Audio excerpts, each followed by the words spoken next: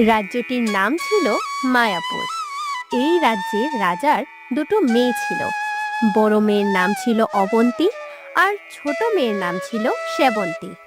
একদিন এক সাধু বাবা মহারাজের কাছে এলেন। এ কি সৌভাগ্য আমার! সাধু বাবা, আপনি আমার রাজ্যে এসেছেন। এবার বলুন, আপনি আমার কাছে কি চান? আমি তোর রাজ্যে কয়েকটা বছর থাকতে চাই, আর এই জন্য আমার একটি নিরিবিলি জায়গা দরকার, যেখানে আমাকে কেউ বিরক্ত করবে না। আমি নিরিবিলিতে ধ্যান করতে চাই। তা বেশ, তো এ তো আমাদের সৌভাগ্য। পুরো রাজ্যে আপনার যে জায়গাটা পছন্দ হবে আমি আপনাকে সেটা দিয়ে দেব। আপনার যত দিন খুশি আপনি সেখানে ধ্যান করতে পারেন। তাই নাকি রে? সত্যি তুই খুব বড় মনের মানুষ। এবার বল দেখি, তুই আমার কাছে কি চাস? আমি আর কি চাইবো বাবা, সৃষ্টিকর্তা আমাকে সবকিছুই দিয়েছেন। দুটো ফুলের মতন মেয়ে দিয়েছেন। ওরা খুবই ছোট, আপনি ওদের আশীর্বাদ করুন। দাসী, আমার দুই মেয়েকে সাধু বাবার কাছে দাও। বাহ, সৃষ্টিকর্তা তোকে দুটো চাঁদের টুকরো দিয়েছেন। আমি তোর দুটো মেয়ের চুলে জাদুর ছোঁয়া দিলাম।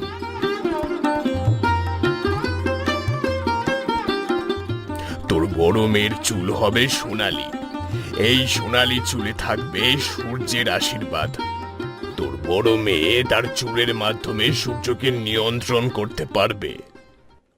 আপনার সত্যি অনেক কৃপা বাবা। আর তোর ছোট মেয়ের চুল হবে একেবারে ধূসর সাদা। এই সাদা চুলের মাধ্যমে আকাশের মেঘকে নিয়ন্ত্রণ করতে পারবে। আপনার অশেষ ধন্যবাদ বাবা। আপনার কাছে আমার কৃতজ্ঞতার কোনো শেষ নেই। আজ থেকে তোর দুই রাজকন্যার চুলে দুই ধরনের জাদু থাকবে, কিন্তু মনে রাখিস, ওরা যেন এই জাদু কখনো মানুষের খারাপ কাজে ব্যবহার না করে।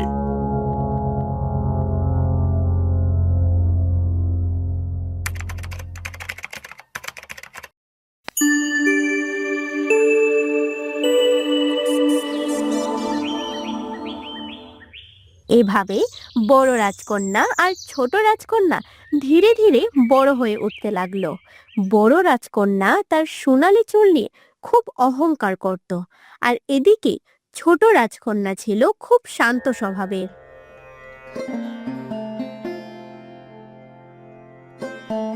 রাজকন্যারা, আপনারা আয়নার কাছে বসুন। আজ আমি আপনাদের চুলে খুব সুন্দর করে তেল লাগিয়ে দেব। তারপর আপনাদের চুল খুব সুন্দর করে বেঁধে দেব। তুমি আমার চুলের খুব সুন্দর করে যত্ন নাও।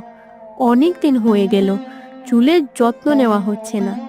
চুলগুলো কেমন জট পাকিয়ে যাচ্ছে। তোর যে বিশ্রী সাদা চুল, দেখলেই তো মানুষ ভয় পেয়ে যাবে। এই চুলের যত্ন নিলেই কি, আর না নিলেই বা কি? একবার আমার দিকে তাকিয়ে দেখ। ঢেউ খেলানো সোনালি চুল আমার। মানুষ আমার চুলের দিকেই তাকিয়ে থাকে। এমন কথা বলে না রাজকন্যা। আপনাদের দুজনের চুল খুব সুন্দর। একজনের সোনালি, আরেকজনের রূপালি। কেউ কারো চুল নিয়ে কখনো অহংকার করবেন না। আই দাসী, আমাকে জ্ঞান দিতে আসবি না। আমাকে জ্ঞান দেওয়া বন্ধ করে এবার নিজের কাজটা কর তুই। যত সব আপদ আমার ঘাড়ি এসে জোটে। তুমি বড্ড বেশি অহংকারী দিদি। এত অহংকার ভালো নয়। তুমি একটা কথা সব সময় মনে রেখো, অহংকার কিন্তু পতনের ফল।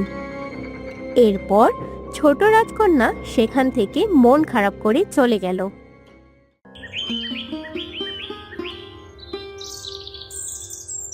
কি ব্যাপার ছোট রাজকন্যা, আপনি একা একা এখানে বসে আছেন কেন?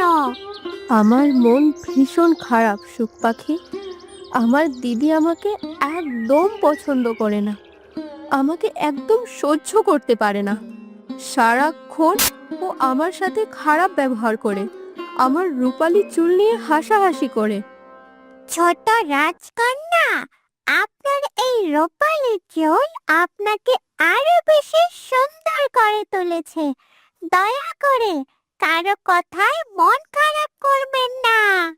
ঠিক আছে, চলো আজকে আমরা দুজনে মিলে সারা দিন ঘুরে বেড়াবো। এই তো, আপনার হাসি মুখ দেখে সত্যি খুব ভালো লাগছে। চলুন আজকে আমরা গ্রামের ভেতরে যাই, সেখানকার মানুষের জীবনযাত্রা দেখি।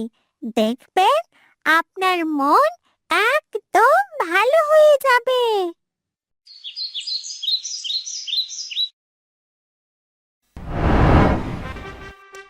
এদিকে পাশের রাজ্যে বসবাস করত রাজকুমার অরুণ। অরুণ খুবই বুদ্ধিমান একজন রাজকুমার ছিলেন। তার জন্য পাত্রী দেখা হচ্ছে। না না, আমি এখন বিয়ে করার জন্য মানসিকভাবে প্রস্তুত নই। এসব কথা না বললে হবে না রাজকুমার, তোমার বাবা অসুস্থ, এই রাজ্যের দায়িত্ব তোমাকেই নিতে হবে। আমি চাই তুমি যত তাড়াতাড়ি সম্ভব তোমার বিয়েটা করো। এবার বলো দেখি কেমন রাজকন্যা পছন্দ তোমার? আমি এমন এক রাজকন্যা চাই যার মন হবে সুন্দর। আমার কাছে বাহ্যিক রূপ গুরুত্বপূর্ণ নয়, কিন্তু ভেতর থেকে তাকে সুন্দর হতে হবে। তা বেশ, শুনেছি আমাদের পাশের রাজ্যে দুজন রাজকন্যা আছে। তাদের একজনের নাম সেবন্তী আর আরেকজনের নাম অবন্তী। ওই রাজ্যের রাজকন্যাদের মধ্যে তুমি যে কোনো একজনকে বেছে নাও। তা বেশ তো, আমি আগামীকালই ওই রাজ্যে যাব। কিন্তু আমি রাজকুমার নয়, বরং সাধারণ একজন বণিকের ছত্রবেশ ধরে যাব। এতেই আমার পাত্রে বিচার করতে সুবিধা হবে।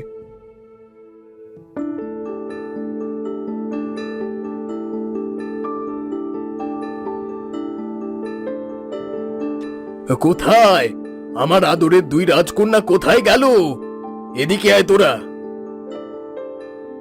আমার দুটো মেয়েকে দেখার জন্য আমার চোখ একেবারে উতলা হয়ে আছে।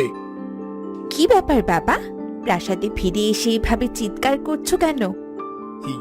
মানে অনেকদিন পর জঙ্গল থেকে শিকার করে ফিরলাম, তোদের সাথে দেখা হয়নি, আর তাই তো এসেই তোদের ডাকছি।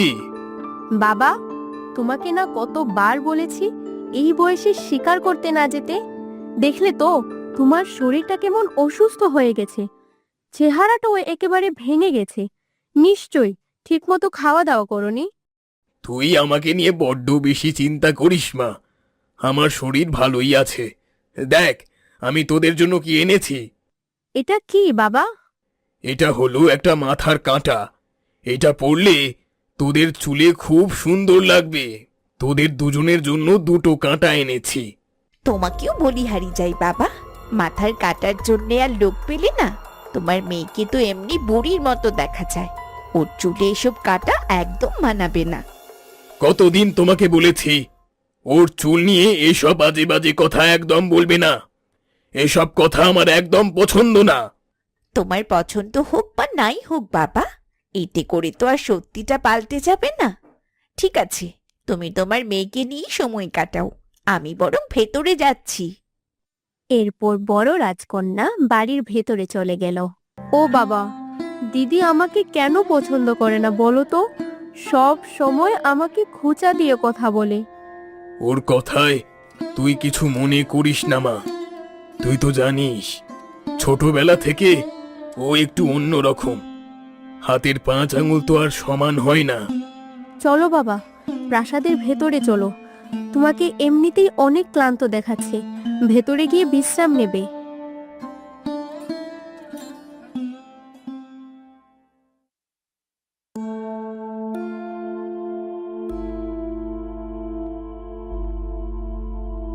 কেউ আছেন? আমাকে একটু পানি দিতে পারেন? তৃষ্ণায় বুকের ভেতরটা একেবারে ফেটে যাচ্ছে। দয়া করে আমাকে একটু পানি খাওয়ানোর ব্যবস্থা করতে পারেন? এই, কে তুমি? আর এই রাজপ্রাসাদে কি করতে এসেছো? তুমি জানো না এই প্রাসাদে আমার অনুমতি ছাড়া কেউ প্রবেশ করতে পারে না। যদি কেউ প্রবেশ করে তাহলে আমি তাকে কঠিন শাস্তি দিই। আসলে আমি এক বণিক, অনেক দূর দেশ থেকে আপনাদের রাজ্যে এসেছি ব্যবসা করতে। দয়া করে যদি আমাকে একটু পানি দিতেন। যত সব ঝামেলা আমার কপালে এসে জোটে। তুমি দাঁড়াও এখানে, আমি তোমার জন্যে পানি পাঠাবার ব্যবস্থা করছি। কিন্তু খবরদার, প্রাসাদের ভেতরে ঢোকার একদম চেষ্টা করবে না। কি ব্যাপার দিদি, তুই এখানে কি করছিস? আমি তোকে পুরো প্রাসাদে খুঁজে বেড়াচ্ছি। আর ইনি কে? আর বলিস না, কোথাকার এক বণিক আমাদের প্রাসাদে এসেছে একটু পানি খাওয়ার জন্যে। ঝামেলার আর শেষ নেই। এসব কি বলছিস তুই? উনি আমাদের অতিথি, আর তুই কিনা ওনাকে বাইরে দাঁড় করিয়ে রেখেছিস। আসুন আসুন, আমাদের প্রাসাদের ভেতরে আসুন। তোর সবকিছুতেই বাড়াবাড়ি, চেনা নেই জানা নেই, একটা লোককে প্রাসাদের ভেতর ঢুকতে দিচ্ছিস? না না, এইটা কিন্তু একদম ঠিক হচ্ছে না। ঠিক হবে না কেন? অবশ্যই ঠিক হচ্ছে। আপনি আমার সাথে চলুন, আমি আপনার থাকা খাওয়ার ব্যবস্থা করছি। আমি এখানে থাকতে আসিনি, শুধু একটু পানির জন্য এসেছিলাম। দয়া করে যদি একটু পানি দিতেন। আপনি আমাদের রাজ্যের অতিথি, যত দিন খুশি আপনি আমাদের এখানে থাকবেন, এতে কোনো অসুবিধা নেই। চলুন তো আমার সাথে। বাহ, মেয়েটা তো বড্ড ভালো।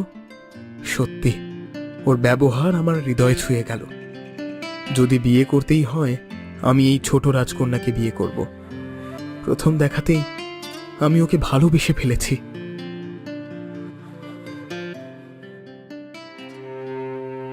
কি করব কিছুই বুঝতে পারছি না। আজ কতদিন হলো বৃষ্টি হচ্ছে না। সূর্যের প্রখর তাপে আমাদের সব ফসল নষ্ট হয়ে যাচ্ছে।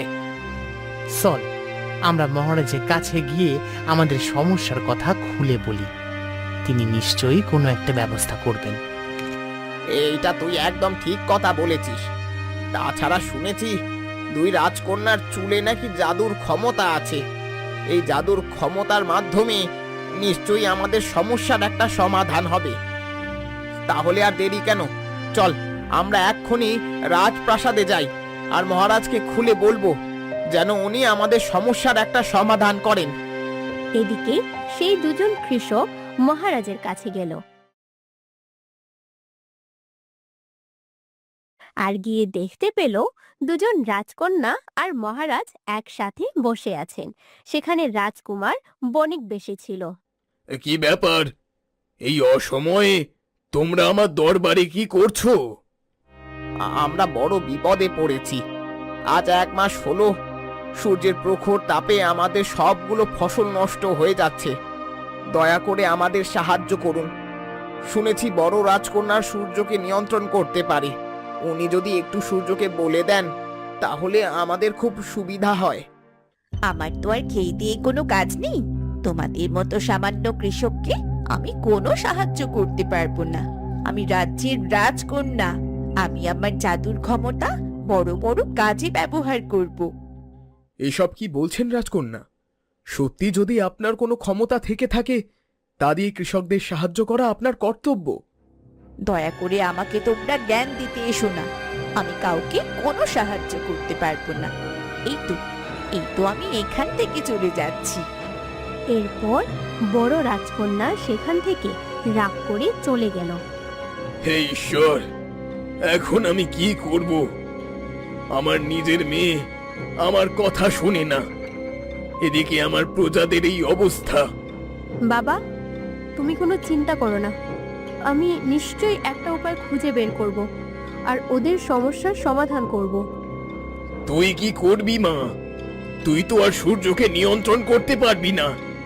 নিয়ন্ত্রণ না করলে এই তাপ কমবে না।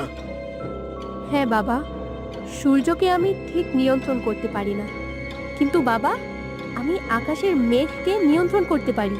মেঘকে নিয়ন্ত্রণ করে আমি বৃষ্টি নামাবো, এতে করে তাপ এমনিতেই কমে যাবে। সত্যি তো? আমি তো এই কথা একেবারেই ভেবে দেখিনি। তুই সত্যি একটা বুদ্ধিমতী মেয়ে।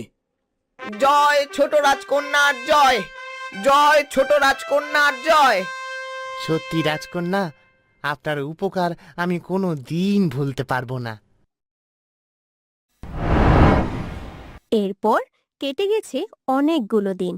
রাজকুমারের এবার তার রাজ্যে ফেরার সময় হয়ে গেছে, আর তাই সে মহারাজের কাছে বিয়ের প্রস্তাব নিয়ে যায়। বণিক, তুমি অনেক দিন আমাদের এখানে ছিলে। সত্যি তুমি খুব ভালো মানুষ। এবার বলো দেখি, তোমার কি চাই? আমি যা চাই তা কি আপনি আমাকে দেবেন মহারাজ? আমি আপনার ছোট কন্যাকে বিয়ে করতে চাই। আমি তোমার প্রস্তাবে রাজি আছি। আমি আমার রাজকন্যার জন্য কোনো রাজা চাই না, শুধু একজন ভালো মানুষ চাই। আর তুমি নিঃসন্দেহে ভালো মানুষ। ছোট রাজকন্যা, তোমার এই বিয়েতে কোনো আপত্তি নেই তো? তোমার এই সাদা চুলের বুড়ি মেয়ের জন্য এর যে ভালো পাত্র আর কোথায় পাবে? ওকে তো কোনো সাধারণ প্রজাও বিয়ে করবে না। তোমাকে কতদিন বলেছি আমার ছোট রাজকন্যাকে এসব আজে বাজে কথা বলবে না। কি ছোট রাজকন্যা, এই সাধারণ বণিককে বিয়ে করতে তোমার কোনো আপত্তি নেই তো?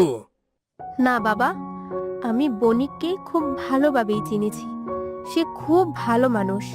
আমি জানি সে আমাকে সুখে রাখবে। রাজকন্যার মুখে এমন কথা শোনার পর রাজকুমার তার পকেট থেকে একটা দামি হীরের আংটি বের করলো। এই নাও ছোট রাজকন্যা, আমি তোমার হাতে এই কোহিনূর হীরার আংটি পরিয়ে দিতে চাই। কি বলছো তুমি? এ তো অনেক দামি হিরে। এত দামি হিরে তুমি কোথায় পেলে? আমি কোনো সাধারণ বণিক নই মহারাজ। আমি একজন রাজকুমার, আর আমার রাজ্য আপনার চাইতেও অনেক বড়। রাজকুমার, এ কি বলছেন আপনি? তার মানে এতদিন আপনি বণিকের ছদ্মবেশ ধরে আমার রাজ্যে ছিলেন, কিন্তু কেন? আমি আমার জীবনসঙ্গী খুঁজে বেড়াচ্ছিলাম। আমি এমন একজনকে জীবনসঙ্গী করতে চাইছিলাম যে আমাকে সত্যি ভালোবাসবে। বাবা, খবরদার বলছি, এই প্রতারকের সাথে তুমি আমার বোনকে বিয়ে দিও না। ও একটা মিথ্যেবাদী। দেখলে না, মিথ্যে কথা বলে এতদিন আমাদের রাজ্যে ছিল। চুপ করো রাজকন্যা। রাজকুমার সত্যি মহান মানুষ, আর তাই জীবনসঙ্গী খোঁজার ব্যাপারে তিনি সাবধানতা অবলম্বন করেছেন। এই বিয়েতে আমার কোনো আপত্তি নেই। আগামী সপ্তাহে আমি আমার ছোট মেয়ের সাথে আপনার বিয়ে দিতে চাই। এদিকে বড় রাজকন্যা ছোট রাজকন্যার বিয়ের কথা শুনে খুব রেগে গেল। ছোট রাজকন্যা, তোর ভাগ্য এত ভালো হতেই পারে না। এত বড় রাজ্যে তোর বিয়ে আমি এ কিছুতেই হতে দেব না। দাসী, দাসী, কোথায় গেলে? কি ব্যাপার রাজকন্যা, আমাকে ডাকছিলেন? তোমাকে একটা কাজ করতে হবে। যদি একটা ভালোভাবে কাজ করতে পারো, তবে তুমি যা চাইবে তোমাকে তাই দেয়া হবে। কি কাজ রাজকন্যা? আমি তোমাকে একটা বিষের বোতল দেব, আর সেটা তুমি ছোট রাজকন্যার খাবারের সাথে মিশিয়ে দেবে। কি বলছেন রাজকন্যা? না না, এ কিছুতেই হতে পারে না। মহারাজ যদি একবার জানতে পারে আমি এমন একটা কাজ করেছি, তাহলে আমাকে মৃত্যুদণ্ড দেবে। আরে ধুর, কেউ কিচ্ছু জানতে পারবে না। তুমি এই কাজটা ভালোভাবে করে দাও, তোমাকে আর পেছনে ফিরে তাকাতে হবে না। ঠিক আছে রাজকন্যা, আপনি আমাকে বিষের বোতলটা দিন। আমি ঠিক খাবারের সাথে এটা মিশিয়ে দেব।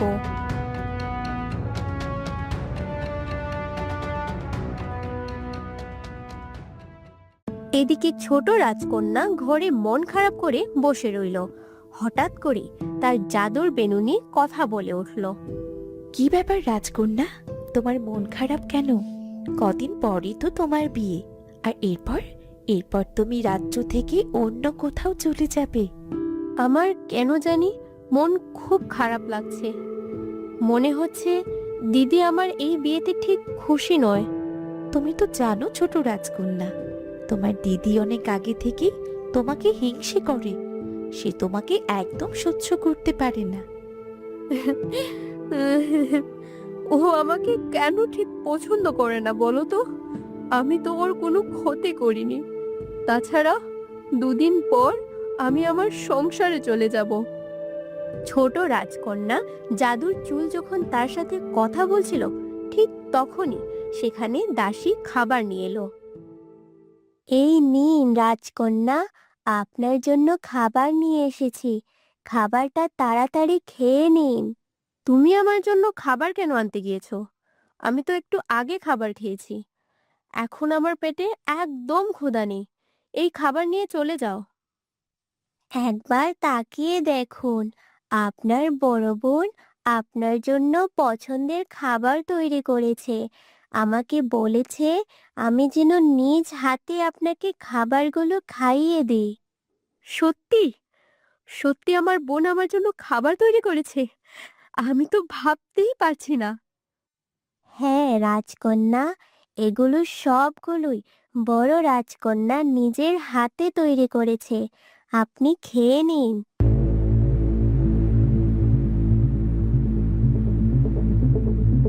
রাজকন্যা যখনই তার মুখে খাবার দিতে গেল, ঠিক তখনই তার জাদুর চুল কথা বলে উঠল।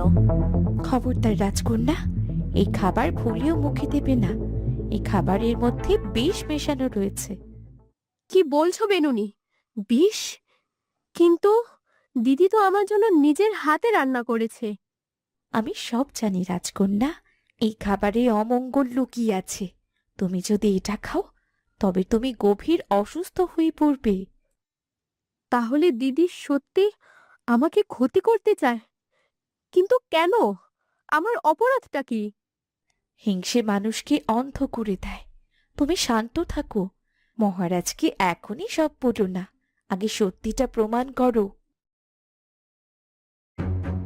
ছোট রাজকন্যা বুদ্ধি করে খাবারটা পাশে থাকা একটি রূপার থালায় রেখে দিল। তারপর জানালার ধারে বসে থাকা একটি বিড়ালকে ডেকে আনলো। বিড়ালটি খাবার খাওয়ার কিছুক্ষণের মধ্যেই অজ্ঞান হয়ে পড়ল। তখন ছোট রাজকন্যার আর বুঝতে বাকি রইল না, সত্যি খাবারে বিষ ছিল। ছোট রাজকন্যা কাঁদতে কাঁদতে মহারাজের কাছে ছুটে গেল। বাবা, দিদি আমার প্রাণ নাশের চেষ্টা করেছে। দাসীকে দিয়ে আমার খাবারের মধ্যে বিষ দিয়েছে। বড় রাজকন্যার এত বড় সাহস!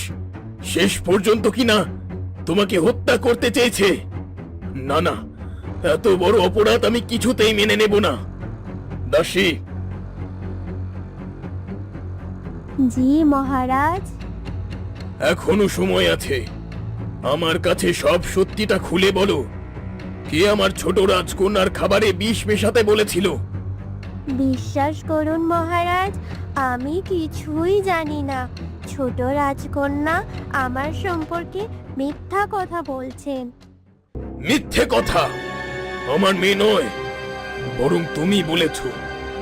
এখনই জল্লাদকে ডেকে তোমার মৃত্যুদণ্ডের ব্যবস্থা করছি। না না মহারাজ, এমন কিছু করবেন না।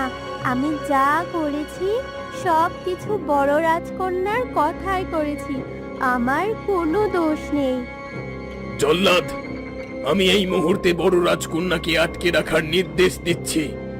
সে যে অপরাধ করেছে তার একমাত্র শাস্তি হলো মৃত্যুদণ্ড। না না, আমি কিছুতেই মেনে নেব না। আজ ওই ছোট রাজকন্যার জন্যই বাবা আমাকে শাস্তি দিয়েছে। তুই কি ভেবেছিস আমাকে কারাগারে আটকে রেখে নিজে বিয়ে করে সুখী হবি? তোকে আমি কোনোদিন শান্তিতে থাকতে দেব না। কেন দিদি? আমার কি অপরাধ? তুমি কেন আমার সাথে এমন করছো? তুমি কেন আমাকে এত হিংসা করো বলো তো? ছোটবেলা থেকেই বাবা তোকে বেশি ভালোবাসে, প্রজারাও তোকে বেশি পছন্দ করে, আর আমাকে সব সময় ঘৃণা করেছে। আর এটাই তোর প্রতি আমার হিংসের কারণ। তাহলে তুমিও জেনে রেখো, আমি তোমাকে আর কারো ক্ষতি করতে দেব না। তুই জানিস না আমার এই চুলের ঠিক কতটা শক্তি। এই সোনালী চুলের শক্তি দিয়ে আমি সূর্যকে নিয়ন্ত্রণ করতে পারি। আমার এই সোনালী চুলের মাধ্যমে আমি সূর্যকে এমন ভাবে পৃথিবীতে নিয়ে আসবো, সে আর কোনো দিন অস্ত যাবে না। না না, এমন কাজ করো না। সূর্য অস্ত না গেলে আমাদের এই পৃথিবী ধ্বংস হয়ে যাবে। এত বড় অন্যায় তুমি করো না দিদি। আমি তো এটাই চাই। এবার তোরা সবাই দেখবি যে আমি কি করি। তোদের আমি এমন ক্ষতি করব, সারা জীবনেও তোরা আমাকে ভুলতে পারবি না। এরপর বড় রাজকন্যা সূর্যকে এমনভাবে নিয়ন্ত্রণ করে পৃথিবী থেকে আর কখনোই সূর্য অস্ত যায় না। ফলে পৃথিবীতে তাপমাত্রা বাড়তে শুরু করে। রাজ্যের লোকেরা প্রচণ্ড গরমে মৃত্যুবরণ করতে শুরু করে।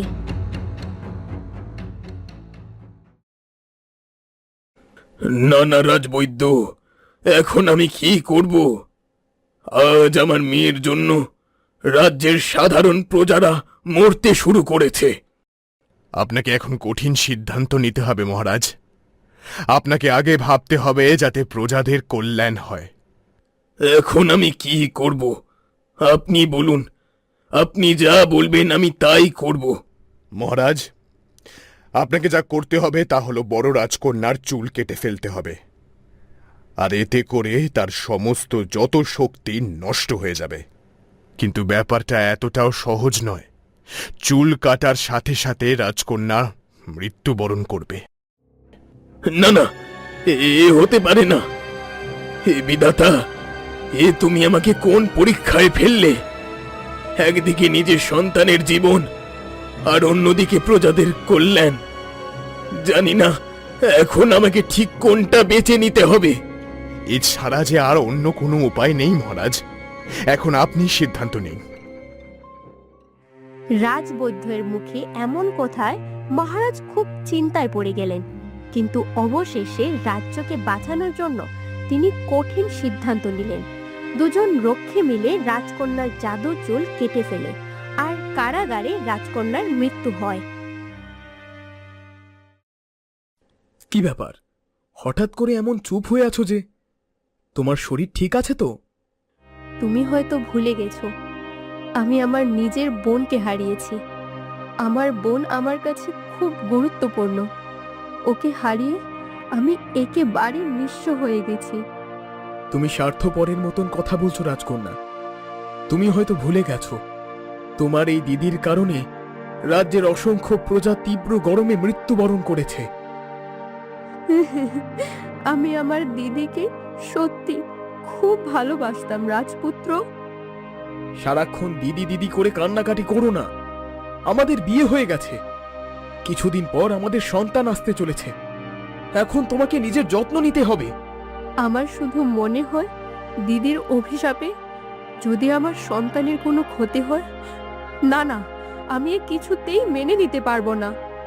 আহ, তুমি শুধু শুধু আজে বাজে চিন্তা করছো। এরকম কিছুই হবে না। দেখবে আমাদের অনেক ফুটফুটে একটা কন্যা সন্তান হবে। এরপর কিছু মাস কেটে যায়। ছোট রাজকন্যার ঘর আলো করে একটা ফুটফুটে কন্যা সন্তান জন্ম নেয়। কিন্তু অদ্ভুত ব্যাপার হলো এই যে সেই কন্যা সন্তানটির চুল ছিল একদম ঠিক বড় রাজকন্যার মতো। তাহলে কি সেই ছোট মেয়েটি আসলে ছিল বড় রাজকন্যার পূর্ণজন্ম? সে উত্তর কেউ কখনো খুঁজে পায় না।